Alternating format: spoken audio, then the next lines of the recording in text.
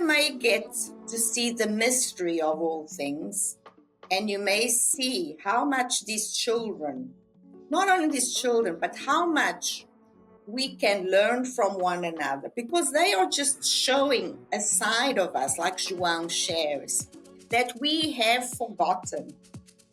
The capacity or ability to communicate telepathically, the capacity or ability to listen to our heart, to follow our heart, our intuition, we have forgotten about it.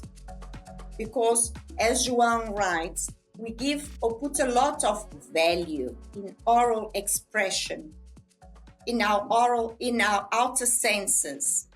We have to go back to our inner senses.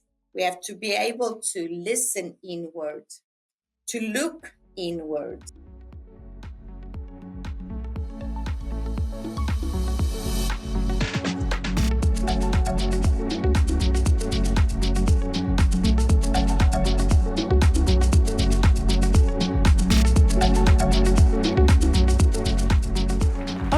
Well, so good morning, good afternoon, or wherever you are. We are here in an expansion lab today with a special guest, Helen Costa. She's from Portugal, and the subject today is very interesting. I think that it is important to talk about this. I know friends that have kids, and I know people personally that are autistic, and I think it is important to talk about it, I guess, to normalize it. I'm hearing about your son, 29 years old, a writer of 3 books, Autistic Nonverbal. And but here is Helen to talk about the relationship between autistic and spirituality, because we hear little about that. So anyway, Helen, thank you so much. Welcome. Thank you for having me, and hi everybody. It's wonderful to be with you. And I'd also like to thank you for the opportunity to talk about autism and to talk about spirituality. I think it's very important that we talk about these two things, especially when it comes to current times, and often when it comes to non-verbal or non-speaking autism, in which not much is bet on these children. And so my story, like so many others that are coming to the surface, they tend to show us how much we have to learn with these non-verbal or non-speaking autists, which are often discarded from society or forgotten about, and are often looked upon as not having much knowledge or wisdom or much to share. And my son's story, to a certain extent, comes to show how many parents or how many teachers, I'm a teacher myself, we might have a misconception of the rich inner world that resides inside these individuals. So my son, as I've already mentioned, is 29 years old. He is non-speaking. He writes with the support of my hands. He has poor fine motor skills. But the fact that he does not speak, and that we look at him, when we look at him on the outside, he has many stims. He has a lot of stimming, many stereotypical behavior. However, when he starts writing, it is a completely different world that opens up with João. So he started writing when he was around about 10 or 11. He was in elementary school, and I was one day trying to help him with his schoolwork. I was trying to teach him how to draw the letters of the alphabet and numbers, A, B, C, all in capital letters. And then suddenly, out of the blue, as I was sitting beside João, he began writing in cursive writing a full sentence. Interesting. You cannot imagine how surprised I was. And also, it was as if suddenly I had been stricken by lightning. Yeah, because I was not expecting it. At school, not much bet was put on João because he was an hyperactive child, so he had difficulty in sitting still, in paying attention. And so teachers did not expect much from João. I can tell you that from the very beginning, I always felt that there was something, a kind of treasure within my son. But the fact that it was a feeling that was mostly mine, you know, you take, Alienated. yes. I used to think maybe it's me, maybe it's because I'm his mother that Exactly. I believe that there is a treasure within that we still haven't opened the door, but certainly the minute we do, then maybe we'll find the treasure. The fact is, we had gone for so long without me having the key to the treasure that I was in sort of misbelief. So one day, as I was sitting, it was a Sunday afternoon, as I was sitting with João, trying to teach him capital letters, as I told you, he wrote a full sentence. And from that day on, after my utter surprise, I started asking João if he wanted to share anything, if he wanted to write about anything, and he started sharing spiritual messages. Wow. Yes. He started writing stories, short stories, in which he was a character. He was a little boy. He was a little boy, and he used to have conversations with God. Oh my God. Okay? Yes, he always used to talk in the third person. He was this character, and his conversations with God were very deep. He used to talk to God that the mission that had been given to him to be on this planet, he would not be able to fulfill it because it was very demanding or challenging. And why was it challenging, according to João? The fact is that the planet Earth, on our planet, there was very little love. It was a planet of high density. And so this little boy used to tell God that in this planet where humankind was far away from their inner strength, their inner power, and from love, it would be very difficult to fulfill this mission. Okay? He always used to write. Also, I once asked him, "Why don't you speak?" And you're always talking about God and the vocabulary he used to make use of was very rich. He has always written. He writes fluent Portuguese and fluent English. How did you teach in English? I didn't teach. We don't need to teach, João. The fact is, with these autists, many of them, they pick up knowledge and understanding, and they bring knowledge with them. And so this is with João, because the fact is, he never sits to read a book. If I give him a book in his hands, he may open it upside down. He may fidget with the words. He may put the pages against his face, but he does not read books. And at the time, or at least I cannot say does not read. He does read, but he does not read in the manner that we are taught or that we do. He says that the way he reads is a way in which he sort of takes a photograph of the contents and it's in his mind. But the fact is maybe that at the time, I did not have books linked to spirituality. Okay. So he taught you about it. Like he was Yes. the one that actually like, Mom, let's go. Let's talk about spirituality. That's exactly what happened. That's exactly what happened. You know, I was and I am a teacher. Of course, I did work with my son. I did try to teach him how to write, as I told you. I tried to teach him how to add. I tried to teach him so many things, and I wanted him to write about serious stuff that any child of his age at the time might write, about your holidays, about Christmas, about what you want.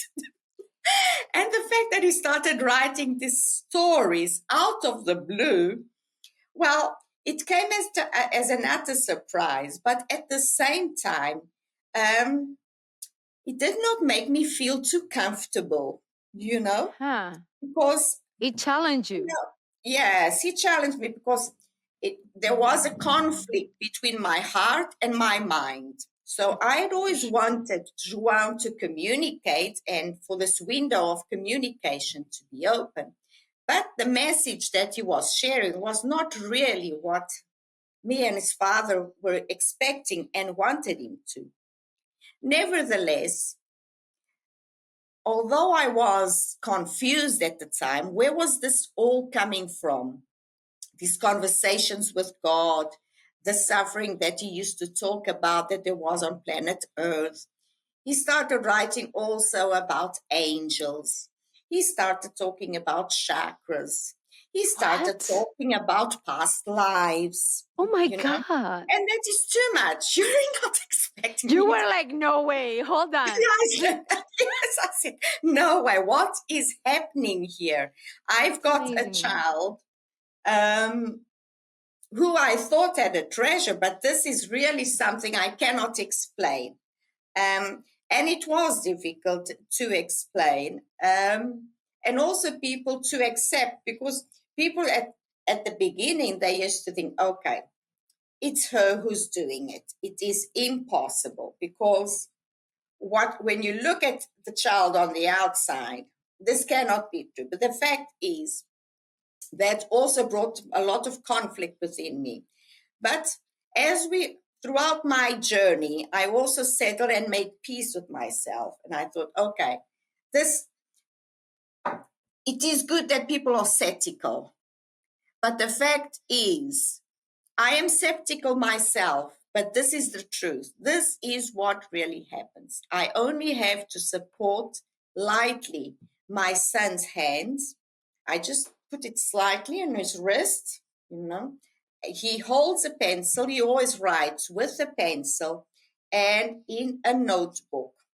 There are only lines on the notebook. And the fact is that he starts his writing, whatever the topic, whatever he wants to share, and he never revises, he never edits his work, he never goes back to know what he has written before. When you want to do a piece of writing, it happens to me, it probably happens with you too.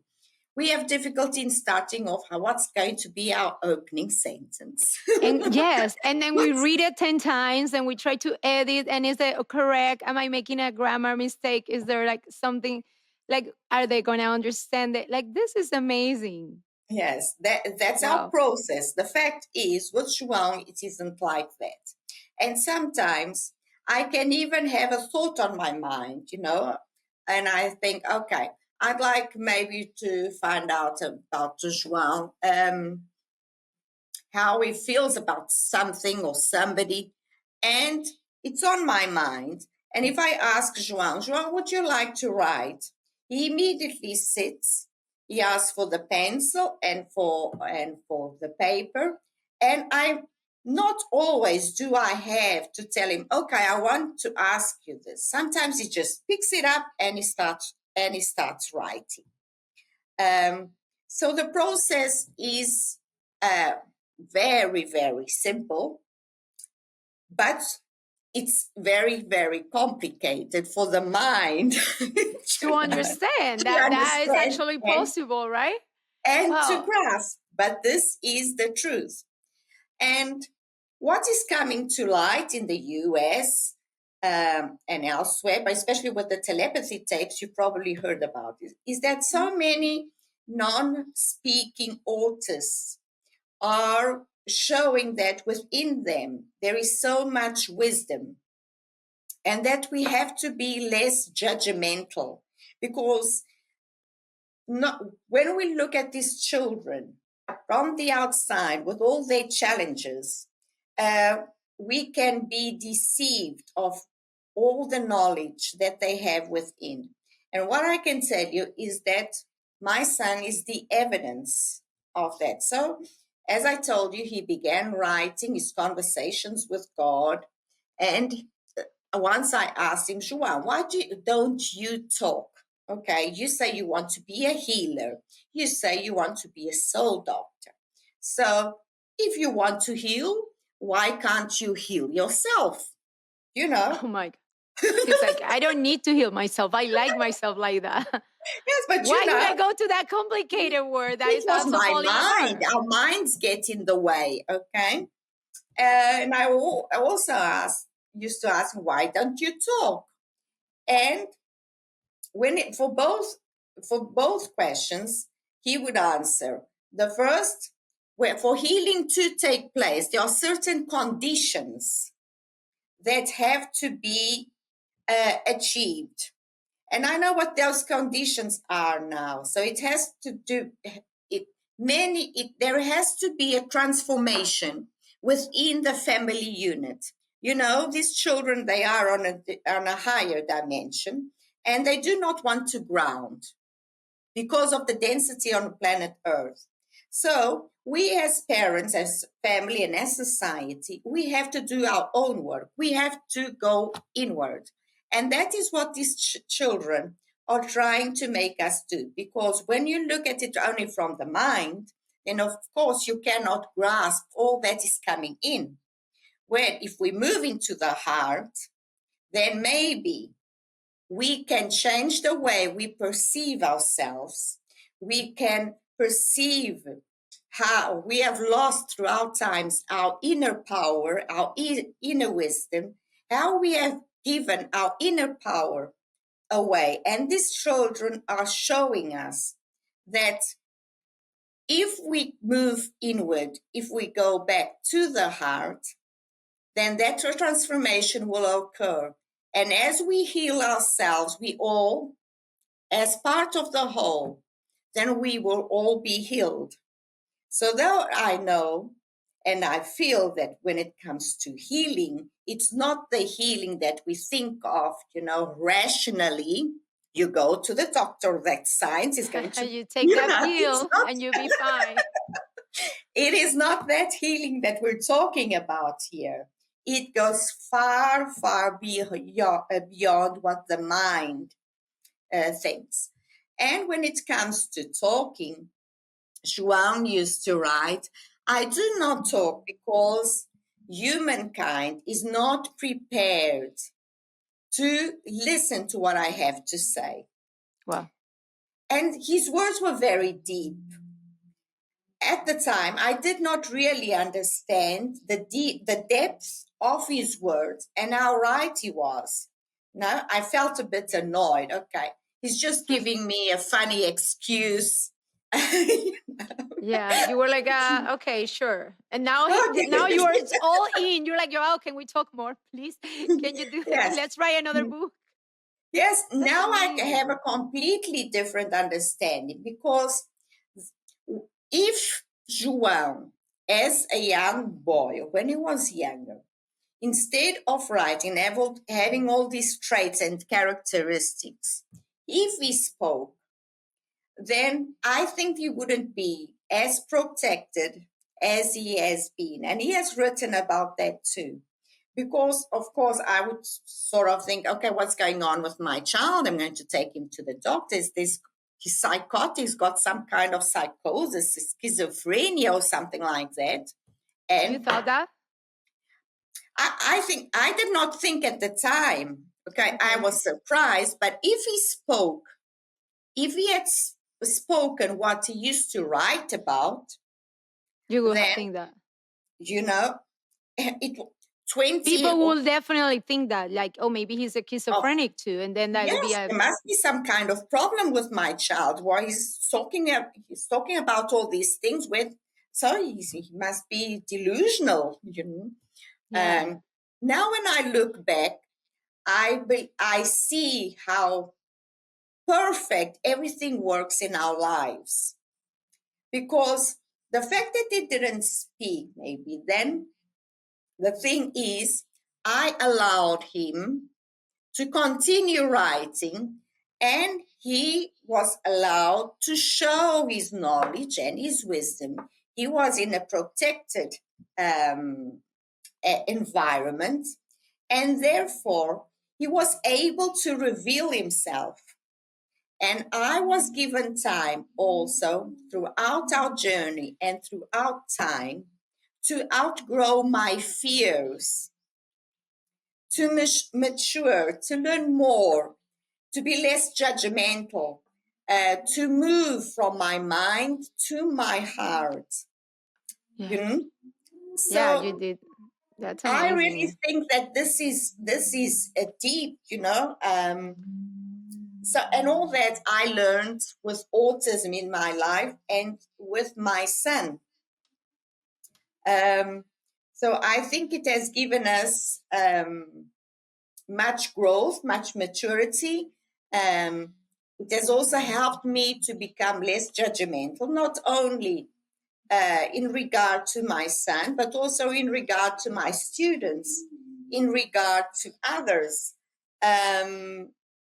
So it has been a very enriching journey. I also learned that there are various means of communication. We know that there are various means of communication. We have body language. A lot is said beyond words. But I also learned that these children often communicate telepathically. I was going to say, yes, because when you mentioned a few minutes ago, when you said something about you thinking to tell him something, but you didn't, and then he will kind of will answer automatically. I was like, was that telepathic? Was he catching your thoughts without you talking to him? And that would be like the sensitivity, right, and the awareness that they have. That you so like, and I think maybe at that time you didn't know, but now that you know, because you have experienced all these years with him, would you say that you have some telepathic connection with him? Yes, we do. We do, but it is not something. Do you want to come here, João? Sí. So we say Is hi. João there? Yes, that's him. Oh, so he decided to greet us. We were talking about communication and telepathy and mind reading. So this is a natural process that occurs. It's not a process I say, okay, now I'm going to communicate with him. The process is always for us to move from the mind to the heart. And as João says, telepathy, and in order to communicate telepathically, there has to be, first of all, an open space between the sender and the receiver. Like an open channel, right? Yes. For example, if I want to communicate with you telepathically, first of all, we have to feel connected. We have to be calm and in a relaxed manner, and we have to be open to the experience. So we communicate telepathically most of the times unconsciously and not really consciously. When it comes to mind reading, the same thing happens. As I told you before, I have many episodes in which I have a thought on my mind. Sometimes I have that thought or that question, and I think, okay, I want to know what João's thoughts about this specific question is. Okay. Other times, it's just thoughts that cross my mind. And I had an episode too, or more, but one was very impressive for me because it was one day I was driving to school and lots of thoughts, intimate thoughts, were crossing my mind. And then when I got home, João asked to write, and he started writing about those thoughts that I had in the morning. Oh my God! And without you sharing it, so he was like reading your exactly. mind. Exactly. We all have intimate thoughts, things that, okay, they remain within ourselves. And when you see those thoughts written on paper, uh, or another person out of the blue telling you about them, you sort of feel invaded. Wow. That's insane. So, Yeah, you're like, I don't know what I can keep thinking now. I have to filter my. Wow. I thought to myself, well, I don't know if I really like this because Right. it's Can I put as some if we boundaries become, here? These are my it's thoughts. as, yes, it's as if we become transparent. So one of the things that we have to be careful with these children, with this high sensitivity, is that we have to be genuine. We have to be truthful. Um, there is no way of us misleading these children. If we do not come from the heart, then they will pick it up. And we have to be careful. So I learned from from João's young age, that I had to be genuine and truthful with him because he could see right through me. And that is difficult, especially when you go also to school settings. Oh, yeah. Or to other family environments, or to other settings in society, where people look at these children and they say, okay, he doesn't understand, he doesn't know much, and they sort of, even if they're adults, they're treated as babies most of the time. And that can be very challenging because, as João writes, he has difficulty in producing. Okay, you may ask him a question. He has a good understanding. However, he may have difficulty in fulfilling a task. And we often are led to believe, okay, he doesn't fulfill the task, so cognitively, is not very well. It cannot be very well rated. Whereas it's completely, it's a complete misconception because, as when it comes to his writing, even sometimes he writes as if he were an elder, you know. So that takes us to him, or many of these children, being old souls.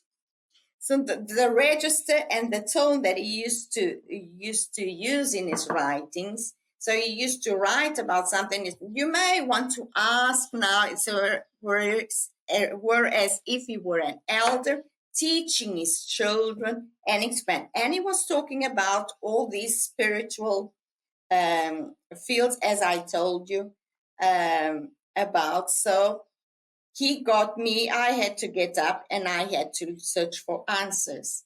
And that's how I began my spiritual quest. That is incredible, because we're talking to a person that was like, what are you talking about? Chakras? What? Spirituality? What? God? Why are you talking to God? Wow. Okay. So Helen, let me just a quick brief. João, your son, who is nonverbal autistic, he is the writer of 3 books, correct? Yes. Yes. So, A New Perspective, Autism, A New Perspective, Acorda a tu alma, that I understand is like Acuerdo a tu alma in Spanish. Awaken your soul. The translation is Awaken your soul and heal your life. Wow. That's the title of his second book. That's the second book. And then the third book is A Menino de Deus. And this is a book that he wrote with, don't tell me, hold on, I have it here, with the doctor Andrea Libuti. And she is super deep into holistic autism. She's like an advocate on that. And I guess is the integration of the mind, the body, and the spirit in the whole autism process. So did you help him to write these books? The only help I give João is in being a sort of tool. I support his hand for his handwriting.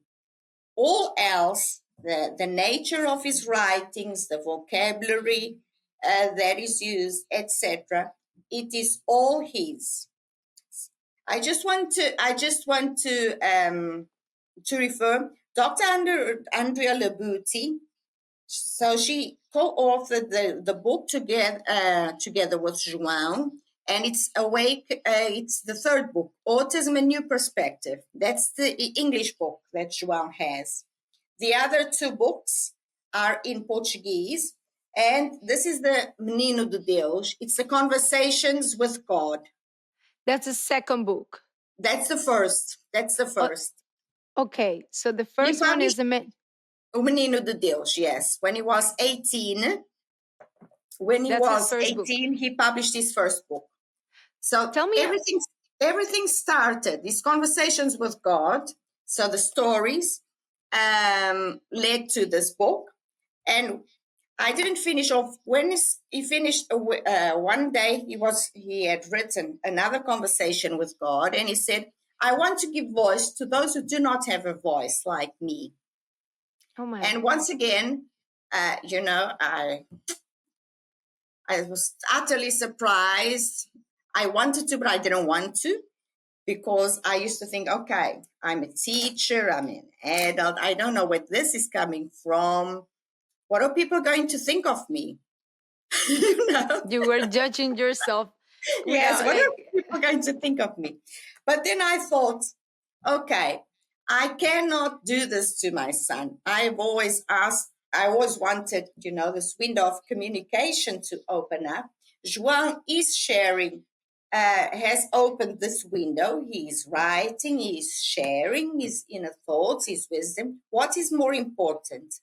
Is it that I keep open this channel of communication, or is it that I focus on the type of writing, the topics? So I decided to go for the former. I decided, okay, I cannot say no to my son. If he wants to write, then of course I'll get a publisher to publish his stories. And from that day on, he started writing in the first person and no longer in the third. Wow. This is beautiful. Yes. It is so much beautiful and enrichable than what I thought before when I contacted you about the whole thing. I am in love with the whole conversation. I want to read these books. I want to ask you, when he said, because I remember you mentioned when he was 11, he started writing, when the first time that he wrote a script, a cursive letter, you were, whoa, it was a huge surprise. Even I got surprised when you told me the story. So, but what about when he said, Mom, I want to write a book? I mean, and I guess it wasn't exactly like that. He probably wrote it. He said, he wrote, I want to give voice to those who do not have a voice like me. And then he said, I want to publish a book. And that's why I was happy, but at the same time, I wasn't happy. All my fears came to the surface. It was my mind, my ego got in the way. And I thought, okay, I've got my son asking me something which is really deep and important to him. At the same time, what are people going to think of me? But I mean, writing a book is not easy, and publishing a book, how did you get to do that? Okay, so there are challenges, but how do I do it? How did you go with that? Did you look for a publisher, as you said? Did you have friends? You have contacts? How did that whole magic happen? Well, I think when something has to happen, then the universe puts all the players, ready to bring this to the surface and to manifest it. And that is really what happened. So when João said that he wanted to share his message, on a weekend I was away and I was at a retreat. I met there someone was taking part in the retreat, which happened to be part and to work for a publisher, Porta Oh my Editora, God. at the time.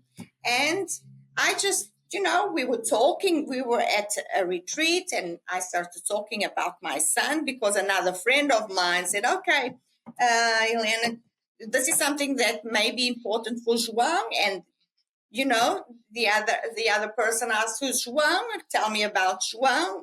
And my other friends, well, you really have to know about João. And we started talking normally. And the person got so interested and said, okay, I'm interested. I'm going to take this to my publisher and editor, and let's see. And, everything just worked out. I didn't have to do much. So the That's publisher said, amazing. yes, we're interested in the story. Wow. And from that day on, João just used to write every afternoon. And as I told you, the minute I said, okay, we're going to have a book published, he no longer was this boy in grief talking to God about how difficult his mission was going to be.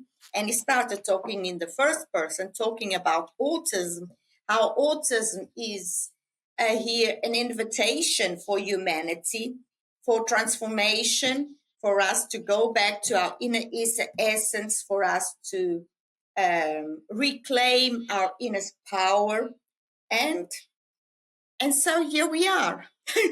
That's so beautiful. And it's amazing because I heard things like that before about autism, but I, I don't know. No, I have no idea, like no experience whatsoever with autism. I have, as I told you before, I have friends that I know their kids have autism. One of them, he wasn't accepted in a regular school, and she has like a lot of hard time for that. She was mad. They fight in the school district. It was a whole thing.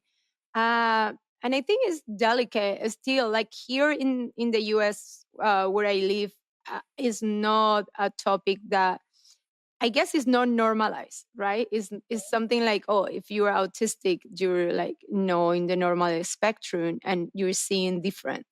And that's why this conversation is so beautiful, because you're bringing another perspective that I really encourage everyone to hear and to know.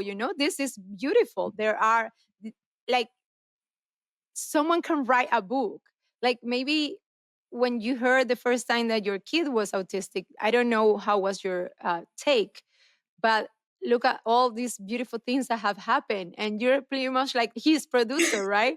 You're like Yes. the writing, the like everything. You're like developing some telepathic connection, like you have grow spirituality, like it He sounds has really transformed me deep. into, from the mind, looking it from the mind. I am a tool, I Yes, but you support have, his handwriting and I voice, because he cannot speak. I voice his messages. I go to conferences. I share his work. Okay, I make connections. what's But your Mhm. I, um, I was yes, gonna say, just like, what's your message to people that are not necessarily going through the same process that you have, because you are like a special process, just because he is a writer, he has these treasures, but probably there are other kids. Everybody is authentic in their own way, and everybody has their own treasure, right? So what would be your message to other mothers, to other people that are going through a process, like getting to know their kids are autistic, or like they like, oh no, and they see it like a tragedy? What do you think? What would you say to those moms out there? yes, what I have learned, autism, it's not only butterflies and bliss. Okay. I am talking about this side of our journey, which has been beautiful, of growth, very enriching. It has led me to wonderful people and connections. It has led me to my own personal growth and to my questioning of all that is. It has transformed me as a person. It has also brought many challenges, because I there is also a very challenging side when it comes to autism, and when it comes to this more severe side of the spectrum. Um, Also, the fact that on the outside, these children may be so challenged, it is difficult for our mind to accept that they can be much more within. I would tell mothers, I would tell society that we have to open space. We have to put our ego and our mind aside. You know, we cannot have, what I want to tell you is, let's drop expectations in regard to these children. When I say expectation, when you have an expectation, you want someone to reach these goals, to do this, to do that, because in your mind, okay, that has been achieved, that my list, and you just do the ticking. We have to open space. We have to drop expectations and be expectant. We have to outgrow our judgments of what we think or what are our beliefs in regard to autism. And just when we get out of our own way, then we open the space to look from the heart to the heart with and then you may get to see the mystery of all things, and you may see how much these children, not only these children, but how much we can learn from one another, because they are just showing a side of us, like João shares, that we have forgotten. The capacity or ability to communicate telepathically, the capacity or ability to listen to our heart, to follow our heart, our intuition, we have forgotten about it. Because as João writes, we give or put a lot of value in oral expression, in our outer senses. We have to go back to our inner senses. We have to be able to listen inward, to look inward. We have to be able to awaken our inner senses, get out of our own way. And if we get out of our own way, if we become expectant, we open the space, then marvelous things will be shown to us. But we have to get out of our own way. So I would also like to tell mothers, I know that when you get the diagnosis, I did not feel it as a life sentence. I think I've always been intuitive. I can say that throughout my journey, my intuition has increased or grown because I have tuned into it far more. But when I got the diagnosis, when the doctor told me for me to forget the ideal son, the son that I projected, the mother that I thought I was going to be, then I had to forget all about it. I should not expect much from my son. My son would always be dependent on others. My son would never be the ideal son or the son I had dreamed of. And I remember walking out of that consultation room in the hospital. I held João by the hand. And what the mind told me was something, but what my heart told me was, who has the power, the knowing, the knowledge of the wisdom to tell me what my son is going to be? I don't know where this came from, but I just felt it in my heart. And I just looked at my son and I said, João, you're going to be whoever you have to be, and just let it be. And I walked out, and our life has been so. That does not mean that oftentimes I did not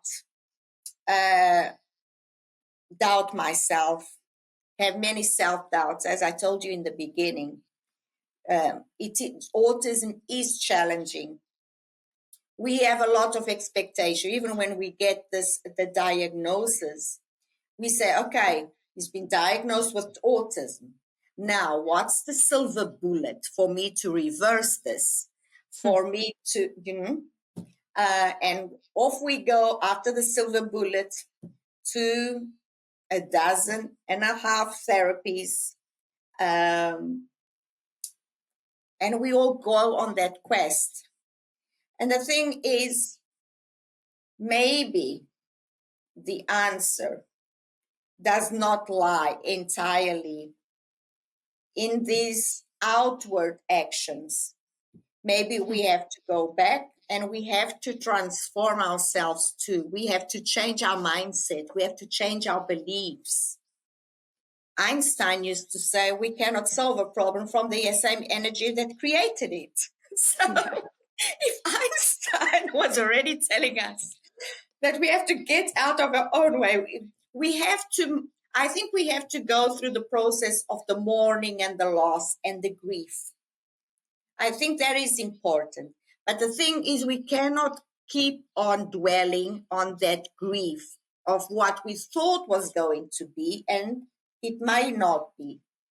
So after the grief, then we just have to let it go, drop it, and to look at our children from the heart and see, okay, let's see what the universe has for us, and just let life before us come forth and play and manifest what's meant to be.